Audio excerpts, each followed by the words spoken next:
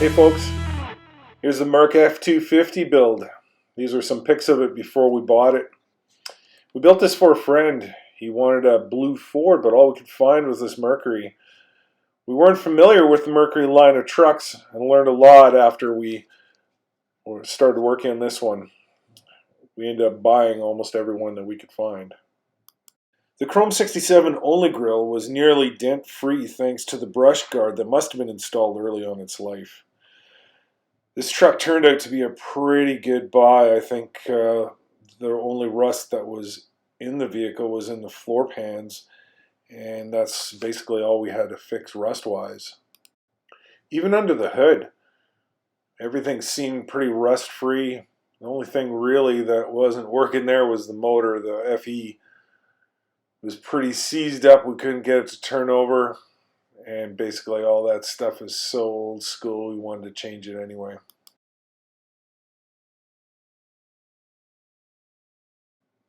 Even the interior of the truck was pretty clean. We didn't have to do a whole lot. The owner of the truck ended up getting the seat recovered, but besides the floors being rusty and being replaced, everything was in really good shape in this thing.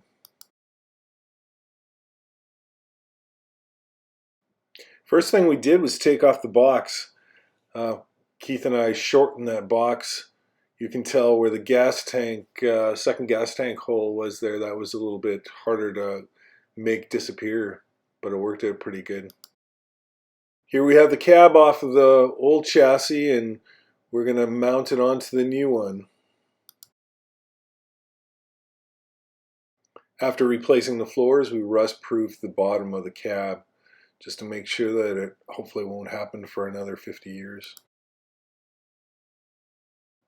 At this point, the cab was already mounted, so on went the box. We had to do some fitting, get it down far enough over top of the rear suspension in order to drop it to line up with the body lines. In this picture, you should be able to see the spot where the old gas tank used to be, and we made that hole disappear, patinaed it. The owner got his new wheels. We had to try it out. Put one side on, see what it looked like. At this point, the cab and the box are both mounted to the chassis. Now it's basically get the rear box done, the front bumper on, back bumper on, and all the interior stuff here. The gas tank, we put a frame in, mounted the gas tank. We ended up raising the floor about 6 inches. We had to make custom side panels and then put the original floor right back into the truck.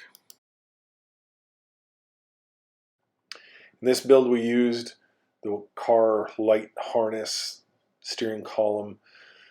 All the wiring actually from the truck was removed, and this way we were able to use the intermediate wipers, cruise control, and all the light switches and signal lights from the original column from the car.